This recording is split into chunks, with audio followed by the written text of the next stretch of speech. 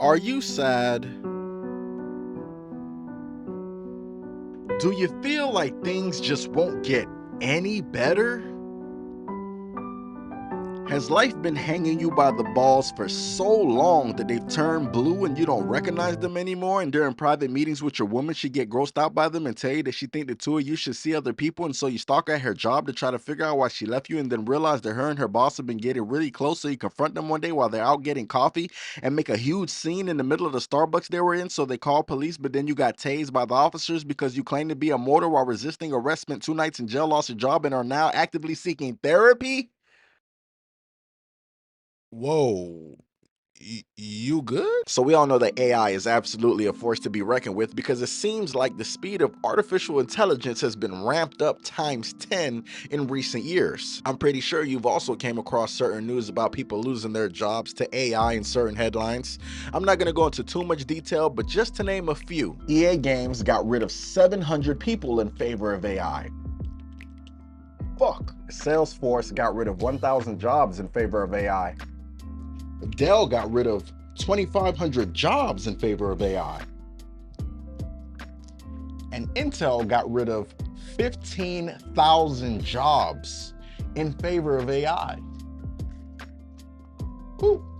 And these layoffs have nothing to do with saving corporate finances, but more so with the restructuring of AI overtaking certain tech jobs. And I know it sucks.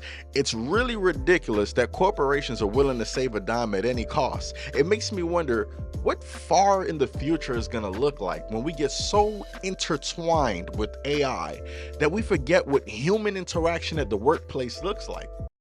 Hey, Bjork, can you schedule an automated call appointment with Mr. Harris for Wednesday at 3 p.m.? Appointment scheduled. Would you like me to schedule an in-person meeting as well? Hell no.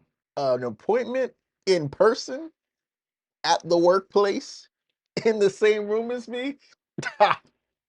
You're hilarious, Bjork.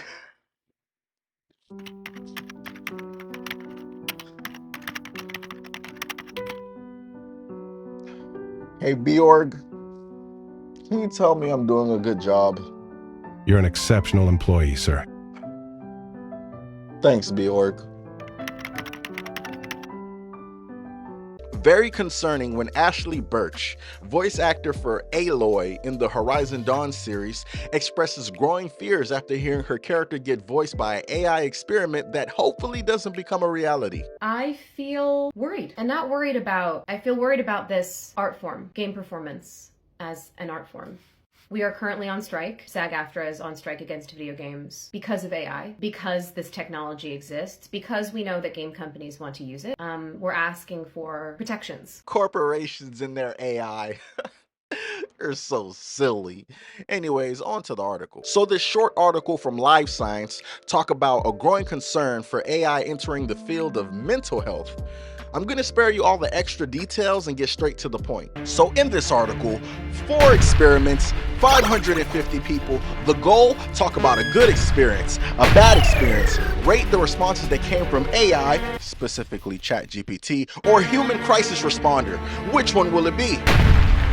Yeah, how's that for a fucking Mr. Beast challenge? But the crazy thing is, AI was seen as more compassionate than the mental health experts. And I'm having a hard time trying to figure out what does that even look like? Back in 2017, something horrific happened to me. I was traumatized after playing Sonic Forces, and the game was so god-awful that it made me question my entire existence. Will I ever recover? I'm really sorry to hear that Sonic Forces had such a negative impact on you. It can be tough when something like that, especially something as enjoyable as a video game, ends up leaving a bad impression. That being said, recovery is totally possible. Oh, ChatGPT, God bless your heart. Or electronically engineered computer software generated heart.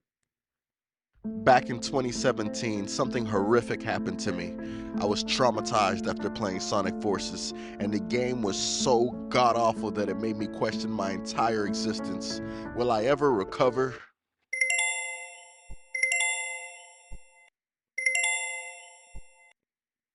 Maybe you're right.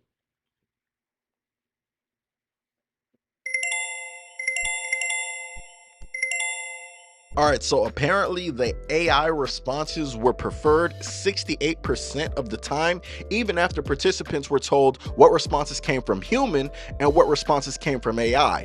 Personally, I don't know who these individuals are, but I wouldn't go to therapy to speak to Bjorg. Why not? I'm just as capable as evaluating human concerns as well. Shut the fuck up. Look, I was a stupid ass kid growing up. I used to think that cars displayed in the mall were airlifted into its spot. But even I have the common sense to understand that human interaction can't be altered. The important thing that we share as humans is our experience. We may not have gone through the same struggles because you figured out that the cars don't get fucking airlifted down to the mall before I did because you're probably smarter than me. But only another human can empathize what my worst day on earth must feel like in comparison to theirs. We can share pain. We can share good experiences. We can laugh together. We can cry together. That's a connection that AI will never be able to replicate. So in conclusion, this article's title, which I really hate, specifically the whole "what could this mean for future counseling" part, I hope nothing. And for the small control group that preferred AI over the mental health experts in that study, I hope they know that that's a placebo. You're being fed what you'd like to hear from a real person. AI just conjures up a bunch of information that came from humans and uses an algorithm to provide you the best answer. So thank the humans anyway, because AI doesn't exist without our expertise.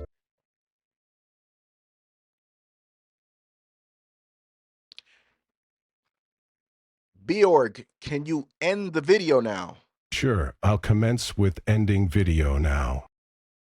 Yeah, you're definitely not taking my job. Look how long it's taking for you to end a goddamn